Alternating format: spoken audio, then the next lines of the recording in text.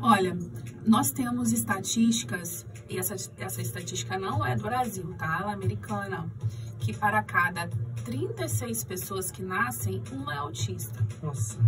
Nós temos um estudo ainda mais recente que diz que para cada 30 pessoas nascidas, uma é autista.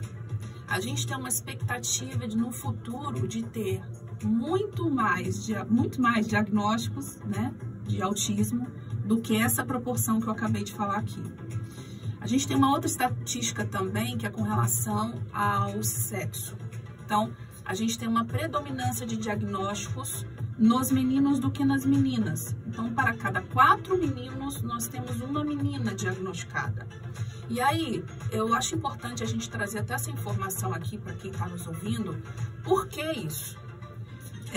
Nós temos esse diagnóstico nos meninos porque os traços do autismo nos meninos, ele é mais aparente muitas das vezes. E nas meninas não. Se as meninas não tiverem um traço muito marcante, como por exemplo, prejuízo na fala, andar na ponta dos pés, que é muito clássico, né? O autista faz isso.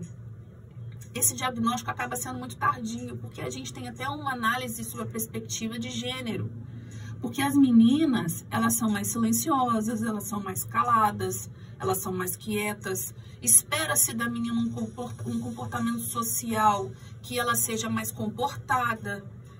Então, isso vai mascarando um pouco o comportamento e o diagnóstico também. Então, se não é um médico, um profissional que está muito ligado nessa observação do comportamento dessa menina, pode ser que a gente tenha um diagnóstico tardio. Então, isso traz, às vezes, um aumento de diagnósticos mais tarde para as meninas. Essas famílias acabam procurando ajuda muito mais tarde, quando essas meninas já têm prejuízos significativos, porque quanto mais cedo a gente tem um diagnóstico, mais rápido essas famílias podem procurar, por exemplo, o processo terapêutico, porque são as terapias que vão fazer com que o cérebro dessa criança, pela neuroplasticidade, que ele consiga fazer novas conexões no cérebro, né, neurais, e consiga, para quem não fala, para quem não verbal, conseguir falar pelo menos as primeiras palavras, por exemplo, começar a se desenvolver. E aí a gente acaba tendo um desenrolar de uma sucessão de busca por direitos. Porque a família tem um diagnóstico e aí ela vai procurar por terapias, por exemplo. Não tem. Seja isso também no poder público e também nos planos de saúde, tá? Porque os planos de saúde não ficam atrás, não. Mesmo a pessoa pagando mensalmente, ela acaba tendo que judicializar muitas questões em relação à saúde. Então, a saúde é um dos temas muito sensíveis porque ele é extremamente judicializado hoje em dia. Então, assim, essas famílias, elas acabam, depois do diagnóstico, procurando por ajuda para processo terapêutico, para medicamento, sabe? Porque o autismo, ele vem, a gente fala que ele vem num combo, né? Eu vou falar aqui no linguajar das mães, porque para não ficar falando muito juridiquês.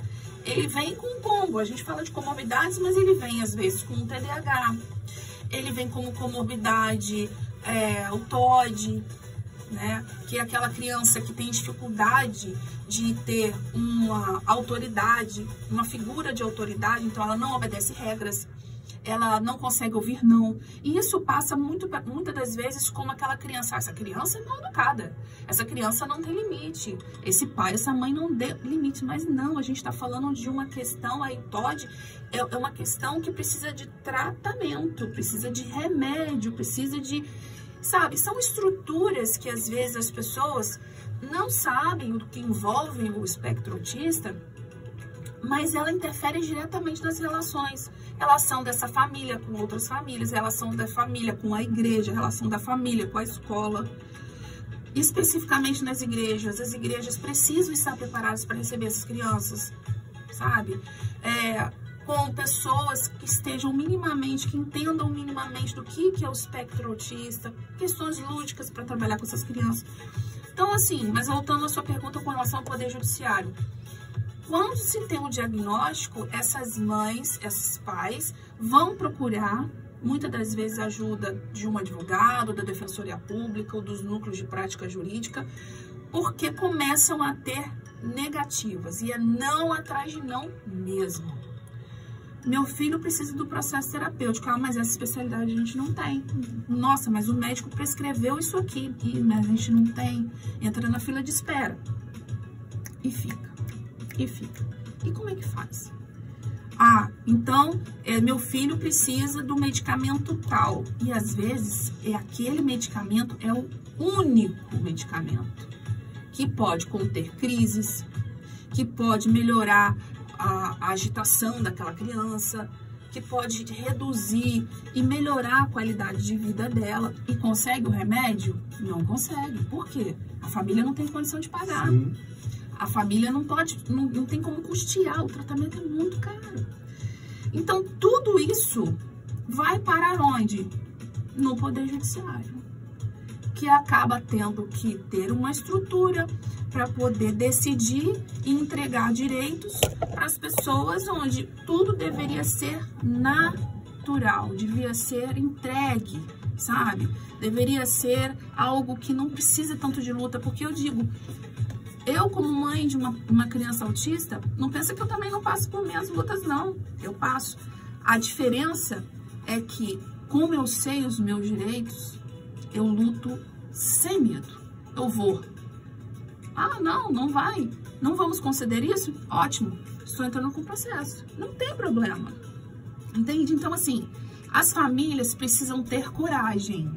As famílias não podem ter medo, porque o diagnóstico já impõe tanta sensibilidade para essas famílias, porque elas olham para as crianças e às vezes a gente fala mais de um, tá? A gente fala de 2, 3 no núcleo familiar. Nossa. Você pega casos assim, doutora? Sim, 3 crianças, 2 crianças, às vezes gêmeos, às vezes... então, assim, nós temos... e às vezes não é só o espectro autista, nós temos outras deficiências no grupo familiar, que não é só o espectro autista. Então, a gente passa a ter famílias muito fragilizadas, emocionalmente, financeiramente, sabe? Onde elas precisam, de fato, de um apoio e de conhecimento. O conhecimento é que vai fazer toda a diferença para que essas pessoas possam ter a garantia de seus direitos. É o conhecimento. Nossa, doutora, e eu falo até já pela minha profissão como farmacêutico, eu já peguei muitas prescrições e são caros os medicamentos. Um dos medicamentos mais prescritos é o canabidiol. E é de 500, no mínimo 400, 300 reais. E dependendo da vez, a pessoa vai gastar 1.000 a 1.500 reais. E é muito difícil. Um assalariado, às vezes, é complicado, né, doutora? O canabidiol é um medicamento que é muito utilizado para várias questões do espectro autista, de fato, bem caro. A gente tem fórmulas, né, e detalhe, tá? No canabidiol, assim como a gente tem em outros remédios, né? Você pode até falar melhor do que isso. Não, gente, eu falei, nossa, tô encantado. Pode falar melhor.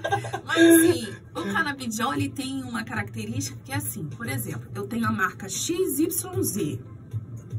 Pode ser que pro meu filho o X funcione, mas pode ser que não funcione. Então, a gente tem crianças com efeitos colaterais, nossa, importantes, agitação, vários outros efeitos colaterais, e aí depois a família gastar com esse remédio, tem que comprar o outro para testar o outro. Aí a gente chega, às vezes, olha, não, esse aqui funcionou, esse aqui deu certo, então vamos buscar, esse aqui. O que as famílias podem fazer? Podem buscar o canabidiol no Poder Judiciário? Devem, sabe? Porque como que essa família vai gastar? E às vezes, um vidro não dá para um mês. Não é? Geralmente. Não é? E assim, a gente vê os estudos falando, e os médicos replicando isso muito bem, que são as vitaminas e são os suplementos para o intestino. No outro dia eu peguei uma receita de 2.000 e poucos, um orçamento. 2.000 e poucos reais. É para um mês. Que família tem condições de fazer isso? Não tem. Então, o tratamento do espectro autista é caro? É caro. O que as pessoas precisam saber? Elas podem procurar o Poder Judiciário se elas não tiverem condições de pagar, e se o Poder Público não fornecer, podem. Claro, elas precisam ter documentos médicos mínimos para que isso aconteça. Então, um laudo, uma prescrição bem feita. Dizer o que essa criança já usou de medicamento que não funcionou. Que este medicamento foi o que funcionou, há quanto tempo está usando, né? Falar que esse medicamento muitas das vezes é o único para conter determinados ou crises ou mesmo o quadro clínico de forma geral dessa criança. Então, o laudo, ele é uma ferramenta fundamental de trabalho de quem vai ir até o Poder Judiciário para poder fazer a defesa dessa criança. Então, com relação a medicamento, muitas famílias ficam com as receitas guardadas na gaveta porque falam, não vou ter condição de pagar. Então, você que está nessa situação, procure a defensoria mais próxima da sua casa, procure os núcleos de prática jurídica. Aqui da cidade nós temos a Uniredentor, nós temos o NIG, né? Nós temos pessoas que podem fazer esse atendimento de forma gratuita, Então, é um serviço à população e que deve ser feito por esses lugares, né? Doutora, até onde nós chamamos mais um comercial, é uma pergunta que, assim, a gente gosta de ter muita transparência, Gonzalo. A gente sabe que a justiça no Brasil é um pouco complicada, para muitos critérios. E aqui funciona, igual a gente sempre traz o doutor Luiz disso também, segundo o assunto previdenciário e tal, a gente sabe que aqui às vezes só funciona quando tem que pegar uma doutora Lília e ir lá e dar uma imprensa, né? Você não sabe.